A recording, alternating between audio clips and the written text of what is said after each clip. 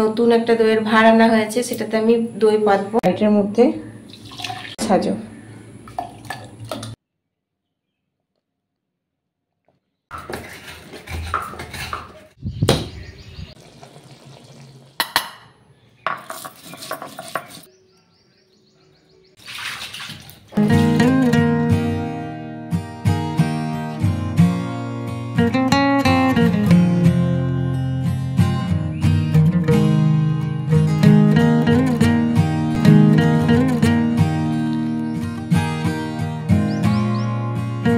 Good morning বন্ধুরা, welcome to our YouTube channel Arpita daily blog. তো দেখতেই পাচ্ছ সকাল সকাল ঘাড়ে চেপে বসেছে। বুবলা তো অনেকক্ষণ স্কুলে চলে গেছে, 5টার সময়তে।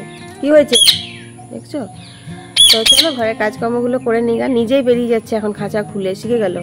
আগে তো খাঁচা খুললেও বেরোতে চাইছিল না, ভয় পাচ্ছিল। আর এখন নিজেই খাঁচা খুলে বেরিয়ে ঘাড়ের ওপরে কি যে করবে, মানে মাথায় চাপবো বলছে, দেখতে পাচ্ছ? কিন্তু মাথাতে চাপাবো না। চলো ঘরের কাজগুলো সব সেরে নিই। দেখেছো? এই দেখো বদমাসির শেষ নেই, বদমাসের শেষ নেই। দেখেছো? এই দেখো দেখো মাথায় চাপবে। কি হচ্ছে? চলো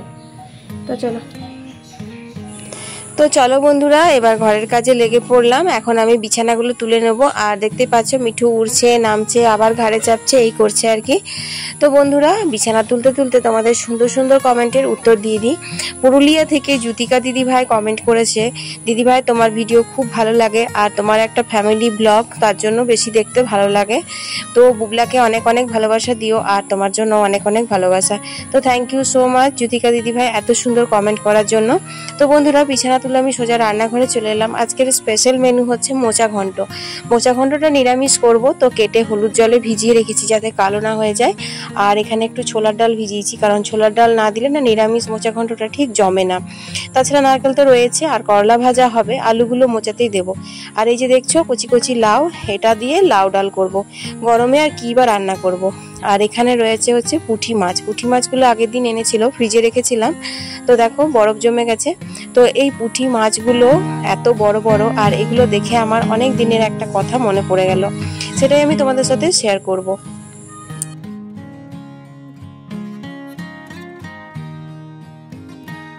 তো মোচাটা আমি এখন সেদ্ধ হতে দেবো। মোচাটার মধ্যে আমি আলু দিয়ে দিলাম, ছোলার ডাল, মোচা, আর একটু নুন হলুদ দিয়ে দিলাম, আর একটু জল দিয়ে দিলাম। এরপর আমি 3-4টে সিটি দিয়ে নেবো, তাহলে মোচাটা সেদ্ধ হয়ে যাবে। আর ওইদিকে আমি দুধটা বসিয়ে দিয়েছি গরম হতে। আর যা গরম পড়েছে বন্ধুরা, তাতে করে মনে হচ্ছে যত তাড়াতাড়ি রান্নাবান্না সেরে স্নানটা করে নেওয়া যায় ততই ভালো। যদিও সকালবেলা একবার গায়ে জল ঢেলে বাসি কাপড় ছেড়েই নিই, তো সেই জন্য অতটাও লাগে না, কিন্তু রান্নাঘরে ঘরের কাজ এসব করতে করতে বেশ গরম লাগে। তো দুধটা হয়ে গেছে, দুধটা নামিয়ে আমি এখন ভাতটা চাপিয়ে দিলাম। তো ভাতটা হোক, এদিকে মোচাটাও সেদ্ধ হচ্ছে। আর এই যে দেখতেই পাচ্ছ কত বড় বড় পুঁটি মাছ, অনেক লম্বা লম্বা পুঁটি মাছগুলো, আর প্রত্যেকটার পেটে ডিম ভরা আছে। তো চলো মাছগুলো এখন বেছে নিই। তো বন্ধুরা, কথায় আছে না যে যখন আমরা মা হতে যাই, তখন যে যে ব্যবহারগুলো আশেপাশের মানুষদের কাছ থেকে, পাড়া প্রতিবেশী বলো, তাতে আত্মীয় স্বজন বলো, তাদের কাছ থেকে পাই, সেগুলো আমাদের সারা জীবন রয়ে যায়। তো সেরকমই মাছটা দেখে, মাছ বাছতে বাছতে আমার একটা কথা মনে পড়ে গেল। আমি যখন মা হতে চলেছিলাম, বুবলা যখন আমার পেটে ছিল, তখন আমার খুব অরুচি করেছিল, আমি মাছ মাংস ডিম খেতে পারতাম না। তো প্রায় খেলেই বমি হয়ে যেত, এরকম হতো আর কি। তো আমার শ্বশুরমশাই এরকমই বড় বড় সাইজের পুঁটি মাছ একবার এনেছিল। তো পুঁটি মাছটা দেখে মা খুব রাগারাগি করেছিল, আমার শাশুড়ি মা। আসলে অন্য কারণে, তখন আমাদের খুব জলের কষ্ট ছিল। তো বলছিল এই জল নেব না, মাছ বাঁচবো। পুঁটি মাছ যেহেতু বাঁচতে অনেক দেরি হয়, তোমরা দেখতেই পাচ্ছ একটা একটা করে পিত্তি বের করা, বাছা খুব ঝামেলা। তো এই নিয়ে অনেক রাগারাগি করেছিল। যাই হোক, তো মাছগুলো আমি বেছে দিয়েছিলাম, কারণ তখন রান্নাবান্না আমি করতাম না, রান্নাবান্না শাশুড়ি মাই করতো। আর তারপর যা সুন্দর করে ঝাল দেওয়াটা মা বানিয়েছিল, তো জানি না কেন সেদিনকে আর বমি পাইনি। সেই পুঁটি মাছের ঝাল দেওয়াটা দিয়ে ভাত খেয়েছিলাম, আর খুব ভালো লেগেছিল খেতে। তো তারপর থেকে শ্বশুরমশাই বেশিরভাগ ক্ষেত্রে না ছোটো মাছটাই নিয়ে আসতো, চুনো পুঁটি বলো, পুঁটি মাছ বলো, বা চারাপোনা বলো, এই ধরনের, যাতে গন্ধ না লাগে। তোমাদের সাথে গল্প করতে করতে দেখো মাছটা ধোয়া হয়ে গেল। আর কুয়োতলাতে না প্রচন্ড রোদ চলে এসেছে, সেই জন্য একবারে জায়গাটা ধুয়ে দিলাম, কারণ জানোই তো মাছের আঁশ শুকোতে নেই আর সেটা ডিঙতে নেই, এই আর কি। তো মাছগুলো আরেকটু পরিষ্কার করে জল দিয়ে ভালো জলে ধুয়ে নিলাম, ঠান্ডা জলে। আর আজকে ভেবে রেখেছি যে সেই রকম করে পুঁটি মাছের ঝাল দেওয়াটা করব, সেদিনকার মতো যেরকম মা করেছিল। তো চলো, এখন মাছগুলো দেখো ধোয়া হয়ে গেছে, এরপর হচ্ছে নুন হলুদ মাখিয়ে রাখবো, কারণ একটা কাজ সামলাতে সামলাতে আর একটা কাজ চলে আসে, এখন কলের জল চলে আসবে। নিজে এক শালিক দেখলে সবাইকে এক শালিক দেখাবে। ওর কালকে জোড়া শালিক খুব চালাক, আমাকে ওর 2-3 দিন দেখিয়েছে। হ্যাঁ হ্যাঁ, আর দুটো শালিক দেখলে ভালো হবে না হবে, একটা শালিক দেখলে খারাপ ঠিকই হয়। এগুলো সব কথার কথা, যখন যেটা হবার আছে না দেখলেও হবে। তো বন্ধুরা, একটা কথাই আছে না, নিজের নাক কেটে পরের যাত্রা ভঙ্গ করা। তো বুবলার অবস্থা হয়েছে ঠিক তাই। জানি না কেন বুবলা না একটা শালিক যদি দেখে তো সবাইকে ডেকে দেখাবে, এই শোন শোন শোন, আয় আয়, দেখ দেখ একটা জিনিস, এরকম করে। তো সেরকম স্কুল থেকে ফিরছিল আর উঠোনে একটা শালিক বসেছিল, তো আমাদের কাজের বউকে বলছে যে বউ দেখো দেখো এটা কি পাখি, একটু দেখে দাও তো, এইরকম আর কি। তো সেটা নিয়ে একটু হাসাহাসি করছিলাম।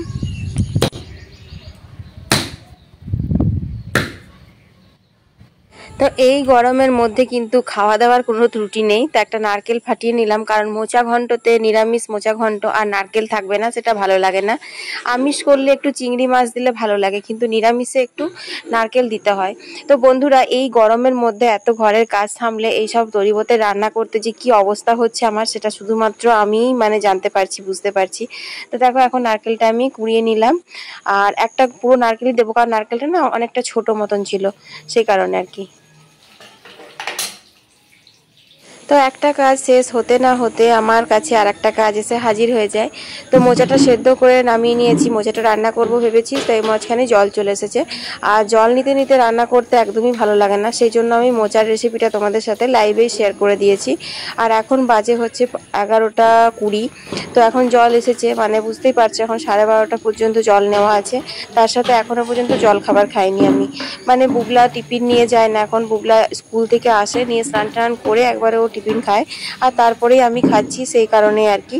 তো এখন আমি চটপট করে কলের জলটা নিয়ে নেবো, তারপর কিছু খেয়ে নেবো, কারণ এখন আমি না খিদেতে চোখে অন্ধকার দেখছি, একেই রোদ গরম, তার মাঝখানে খিদে।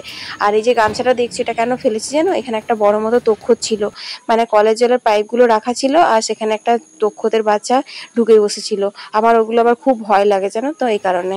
তো বন্ধুরা দেখো, মোচাটা আমার রান্না হয়ে গেছে, রেসিপিটা তোমাদের সাথে লাইভেই শেয়ার করে দিয়েছি।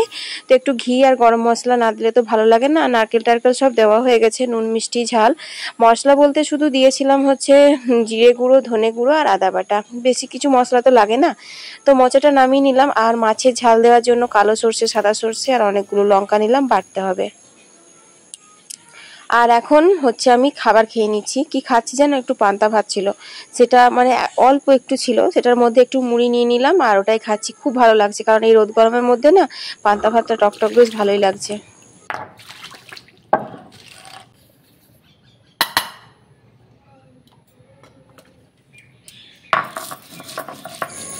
তো এখন আমি সর্ষেটা বেটে নিচ্ছি, সাদা সর্ষে, কালো সর্ষে আর তোমার কাঁচা লঙ্কা একসাথে বাটছি। এটার সাথে যদি একটু নারকেল কোড়াটা দিতাম তাহলে একটু বেশ ঝাঁঝালো ব্যাপার আসতো, কিন্তু আমার মনেই ছিল না, কারণ কলের জল নিতে নিতে হড়বড় হড়বড় করে লাইভ করতে করতে আমি রান্নাটা করেছি, তো তাই। আর উঠোনটাতে অনেক রোদ হয়ে গেছে, দেখতেই পাচ্ছ, কারণ এখন 12:30 বাজে, সেই জন্য সিলটা দুয়োগোড়ার দিকে নিয়ে এসেছিলাম বাটার জন্য। তো চলো এবার পুঁটি মাছের ঝাল দেওয়াটা বানিয়ে নিই। তো পুঁটি মাছগুলো নুন হলুদ মাখিয়ে রেখেছিলাম, আর এখানে পেঁয়াজ কেটে নিয়েছি একটা, কাঁচা লঙ্কা চিড়ে নিয়েছি, আর তোমার সর্ষে বাটাটা। আর এরপর আমি কড়াইটা গরম হয়ে গেছে, তেল দিয়ে দিলাম। ছোট মাছ ভাজতে গেলে কিন্তু কড়াইটা খুব ভালো করে গরম করে নিতে হয়। এরপর তেলটা সারা কড়াই ঘুরিয়ে দিলাম, যাতে করে কড়াইয়ে মাছগুলো লেগে যাবে না বা ভেঙে যাবে না।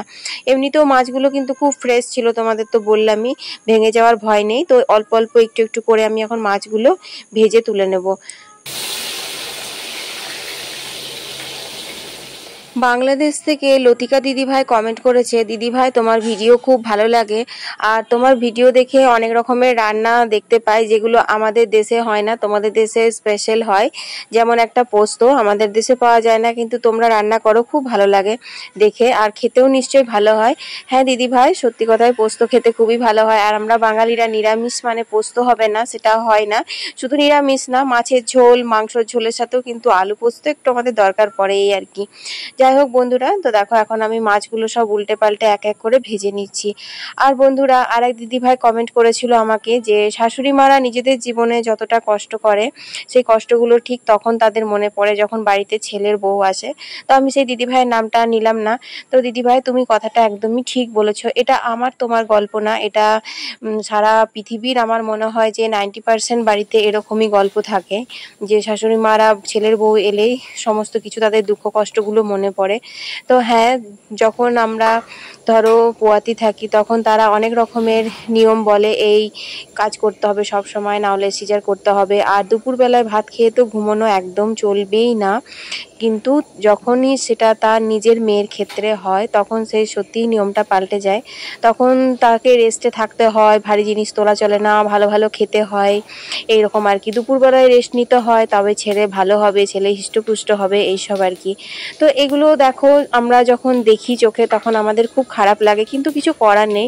অ্যাকচুয়ালি কি বলতো, যে এই যে কথাটা উঠেছে না, শাশুড়ি কখনো মা হয় না, বউ কখনো মেয়ে হয় না, কথাটা কিন্তু একদম ঠিক, জানো তো। যেমনই হোক, আমাদের শাশুড়ি মারা আমাদের সাথে যে ব্যবহারটা করে, সেটা যদি আমার মারা করতো তাহলে হয়তো এতটা গায়ে লাগতো না। যেহেতু শাশুড়ি মারা করে সেজন্য গায়ে লাগে। তো সেই রকমই আমরাও হয়তো কিছু ভুল ত্রুটি করে ফেলি, সেটা শাশুড়ি মাদের ক্ষেত্রে মনে হয় যে এটা বলে দিল, এটা মেয়ে হলে বলতো না, কিন্তু তাদের মেয়েরা হয়তো আমাদের থেকে বেশিই বলে, কিন্তু সেটা গায়ে লাগে না, কি না মেয়ে বলছে, শাসন করছে, এরকম একটা ব্যাপার হয়ে যায়, এই আর কি। তো যাই হোক, শাশুড়ি শাশুড়ির জায়গায় থাক, বৌমা বৌমার জায়গায় থাক, সবাই মিলে মিলেমিশে জীবনটা পার করা নিয়েই কাজ, কি বলো? তো তেলের ওপর 5 ফোড়ন, কাঁচা লঙ্কা দিয়ে পেঁয়াজগুলো হালকা ভেজে তারপর দিয়ে দিলাম স্বাদ মতো নুন আর অল্প একটু হলুদ। তারপর আবারও পেঁয়াজটা ভালো করে ভেজে নেব। তো এখানে দেখো পেঁয়াজটা ভাজা হয়ে গেছে খুব সুন্দর লাল লাল করে। এরপর আমি ভেজে রাখা পুঁটি মাছগুলো এর মধ্যে দিয়ে দিলাম। তারপর একটু পেঁয়াজের সাথে নাড়াচাড়া করে দিলাম। তো মাছগুলো এত সুন্দর ভাজা গেছে যে ভেঙেও যাচ্ছে না। এরপর দিয়ে দিলাম হচ্ছে সর্ষে বাটাটা। তো এর মধ্যে কালো সর্ষে, সাদা সর্ষে, কাঁচা লঙ্কা আছে, তোমরা তো দেখলেই, তো খুব সুন্দর একটা ঝাঁঝ বেরিয়েছে। যাই হোক, সর্ষে বাটা দিয়ে তো বেশিক্ষণ কষানো যাবে না। আর বন্ধুরা, এটা কিন্তু একদম গা মাখা মাখা হবে, এটা কিন্তু আমার ঝোল ঝোল নয়, এই জলটা একদম টেনে গেছিল। তো এই মাছটা রান্না করেছিলাম, খেতে খুব ভালো হয়েছিল। আর বুবলা, সব থেকে বড় কথা, বুবলা আমাদের ছোট মাছ খায় না, তোমরা তো জানো। তোমরা যারা আমার রেগুলার ভিউয়ার্স, তাদেরকে তো আমি বলি যে ছোট মাছ করলেই বুবলার জন্য ডিম টিম করে দিই, কারণ ও মাছ খেতে পছন্দ করে না। কিন্তু এই পুঁটি মাছটা বুবলা এত ভালো খেয়েছিল, ইভেন দুবার নিয়েছে, চেয়েছে মামি আমাকে আর একটু মাছ দাও, আর একটু ভাত দাও, খুব ভালো হয়েছে, এই আর কি। তো আমার কিন্তু মোটামুটি লেগেছে, আমার যে খুব একটা বিশাল ভালো লেগেছে সেটা নয়, যেটা আমার শাশুড়ি মায়ের হাতে রান্না খেয়ে লেগেছিল বুবলা পেটে থাকতে। তো তাই আজকে মনে মনে ভাবছিলাম, সেদিন হয়তো পুঁটি মাছের ঝাল দেওয়া ভাতটা আমি না, বুবলাই খেয়েছিল, কারণ আজকে বুবলা যেভাবে চেয়ে চেয়ে মাছটা খেলো, তাতে করে আমার সেটাই মনে হচ্ছে যে সেদিন আমি খাইনি, বুবলা খেয়েছিল। আমার ভালো লাগেনি, বুবলারই হয়তো ওটা ভালো লেগেছিল। আর দাদু তার একমাত্র নাতির জন্যই পুঁটি মাছটা এনেছিল, বৌমার জন্য নয়। তো যাই হোক, মাছটা আমার রেডি হয়ে গেল। আর এখানে আমি ফোড়ন দিয়ে দিচ্ছি ডালটাতে। তো লাউ ডালের রেসিপিটাও শেয়ার করে দিয়েছি, মুসুর ডাল দিয়ে লাউটা করেছি, আদা বাটা, জিরে গুঁড়ো দিয়েছিলাম, নুন মিষ্টি দিয়েছিলাম। এরপর তেল আর 5 ফোড়ন শুকনো লঙ্কা দিয়ে দিলাম। আর আজকের রান্না হচ্ছে এই যে করলা ভাজা, আর এখানে এই যে মোচা ঘন্ট নামিয়ে নিয়েছি, আর এই যে সেই স্পেশাল পুঁটি মাছের ঝাল দেওয়া। তো বন্ধুরা, রেসিপিটা তোমরা একবার ট্রাই করো, তোমাদের আশা করি ভালো লাগবে। তো আজকে রান্না বান্না ছিল এগুলোই। আর প্রচণ্ড গরম, প্রচণ্ড ঘাম হচ্ছে। এরপর আমি স্নান করে নিগা 12:30 বেজে গেল। তো বন্ধুরা, রেসিপিগুলো তোমাদের যদি ভালো লেগেছে লাইক দিয়ে দিও। আর মোচা ঘন্টটা তো লাইভেই শেয়ার করে দিয়েছি, তোমরা দেখেছো কিনা জানি না। যাই হোক, গরমে পুরো মাথা খারাপ হয়ে গেছে, এখন আর কি বলবো খুঁজেই পাচ্ছি না। এখন চটপট করে আগে স্নানটা সেরে আসি। তো এখন বাজে হচ্ছে 4:30। বুবলা তো টিউশন চলে গেল, আর আমি একটু বেলের শরবত করে রেখেছিলাম। এটা আর তোমাদের সাথে শেয়ার করা হয়নি, কারণ হচ্ছে আজকে এত কারেন্ট যাচ্ছে আসছে যে কি বলবো, সারাদিন মোটামুটি কারেন্ট যেন নেই সেরকম। তো এমনিতেই গরম, যেই স্নান করে এলাম সেই কারেন্ট চলে গেল, তাহলে কিরকম মাথাটা গরম হয় বলো। আর গরমের দিনে দেখবে স্নান করে এসে যদি একটু ফ্যানের হাওয়াতে না পাওয়া যায়, একটু পাখার তলে না দাঁড়ানো যায়, তাহলে না একদম ভালো লাগে না, খুব গরম লাগে। তো সেই কারণে তাড়াতাড়ির মধ্যে আমি বেলের শরবতটা বানিয়ে তারপর ফ্রিজে রেখে দিয়েছিলাম। তো বেশ ঠান্ডা হয়ে গেছে, মানে ভালো রকম ঠান্ডা হয়ে আছে। আর বেলের শরবতটা আবার ঠান্ডা না হলে না আমি ঠিক খেতেই পারি নাই আর কি। তো দেখো এখানে আমি একটু বিট লবণ দিয়ে দিলাম আর একটু চিনি দিয়ে দিয়েছি। তারপর এখন বেলের শরবতটা খাচ্ছি। আর মিঠু এই সময়তে একবার বেরোয়, বিকেলে সকালে দুবেলায় একবার ঘুম থেকে ওঠার পর বেরোয়। তো কতটা হাঁপাচ্ছে দেখো, ওর হাঁপানি থেকে বুঝতে পারছো যে কি হারে গরম পড়েছে। আজকে প্রচন্ড গরম লাগছে জানো, এত গরম লাগছে যে কি বলবো। তো আমার এই বেলের শরবতটা খাওয়া দেখে এবার ঠান্ডা বলে না আমার মুখ নড়ছে সেটা বলে জানি না, মিঠু না খাবার জন্য কিরকম একটা করছিল। তো ভাবলাম কি ওকে একটু দিই, তো এত সুন্দর খাচ্ছে যে কি বলবো। দেখো আসলে কি বলতো, পশু পাখি যদি বাড়িতে রাখা হয় তারা কিন্তু আমরা যেটা করব সেটাই করে, আমাদেরকেই অনুকরণ করে। তো মিঠু কিন্তু অনেকটা বেলের শরবত খেলো, আর যেহেতু ঠান্ডা ঠান্ডা মিষ্টি মিষ্টি পাচ্ছে সেই জন্য না মজা করে খাচ্ছে। আর আমারও খুব মজা লাগছে ওকে শরবতটা খাওয়াতে। তো বন্ধুরা এখন বাজে হচ্ছে রাত্রি 10টা। তো আজকে সন্ধ্যা থেকে কারেন্টটা খুব ডিস্টার্ব দিচ্ছিল, সেই কারণে না আমি সমস্ত খাবার দাবার করে নিয়েছি। তারপর সিঙ্গারা টিঙ্গারা এনেছিল, চা জল খাবারও খাওয়া হয়ে গেছে। তো ওগুলো কিছু রেকর্ডিংই করতে ইচ্ছে করছিল না, আর তেমনি রেখেছে গরমটা। তো এখন চলে এসেছি খাবার বাড়তে। তো দেখো, আর এই যে দেখছো এটা একটা হচ্ছে দইয়ের ভাঁড়, নতুন একটা দইয়ের ভাঁড় আনা হয়েছে, সেটাতে আমি দই পাতবো। তো টক দই পাতবো, মিষ্টি দই যদি কোনোদিন বানাই তাহলে পরে তোমাদের সঙ্গে অবশ্যই শেয়ার করব, কিন্তু আজকে এখন টক দই পাতবো। আর কালকে হবে হচ্ছে ইডলি, তার জন্য এই যে দেখো বিউলির ডাল, এই যে এটা ভিজিয়ে রাখবো। আর এখানে চাল ভিজিয়ে রেখেছি, এটা হচ্ছে তোমার রেশনের চাল, রেশনের চালে না খুব সুন্দর ইডলি হয় জানো তো, সে কারণে। তো চলো এগুলো সমস্ত করে নিই। তো চাল ডালটা আমি আলাদা করে ভিজালাম। তো কেন ভিজালাম, চাল ডালে অনেকে একসাথেও ভিজিয়ে নেয়। তো সেটা আমি ইডলি রেসিপিটা কালকে, তো ইডলিটা বানাবো কালকেই তোমাদের সাথে শেয়ার করব। তো এই যে বিউলির ডাল, আর দেখো এখানে রেশনের চাল ভিজিয়েছি। এই চালটাতে না খুব সুন্দর, মানে পিঠেও হয় ভালো, ইডলিও হয়, আমি অনেকবার বানিয়েছি। তো এখানে দেখো দুধটা আমি কুসুম কুসুম গরম করে নিয়েছি। এরপর দিয়ে দিচ্ছি হচ্ছে হাঁড়িটার মধ্যে।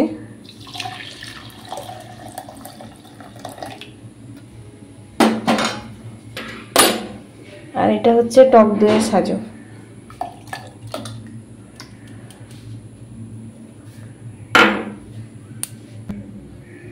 তো একটু আমি দইয়ের ইয়েটা করে দিচ্ছি, এরকমভাবে গুলে দিলাম আর কি, ব্যাস আর কিছু করবো না। এটা ঢাকা দিয়ে এখন সারা রাত্রি থাকবে, তারপর সকালে ফ্রিজে ভরবো। এখন ফ্রিজে ভরবো, এখনই পড়ে যেত থেকে। তো আজকের ভিডিওটা এই পর্যন্তই। তোমাদের যদি ভালো লেগেছে অবশ্যই একটা লাইক দিও, আর বন্ধু বান্ধবের সাথে শেয়ার করতে একদম ভুলো না। সবাই ভালো থেকো, সুস্থ থেকো। আর কালকে স্পেশাল ইডলি রেসিপি নিয়ে হাজির হয়ে যাবো আমি, অর্পিতা, তোমাদের অর্পিতা। টাটা।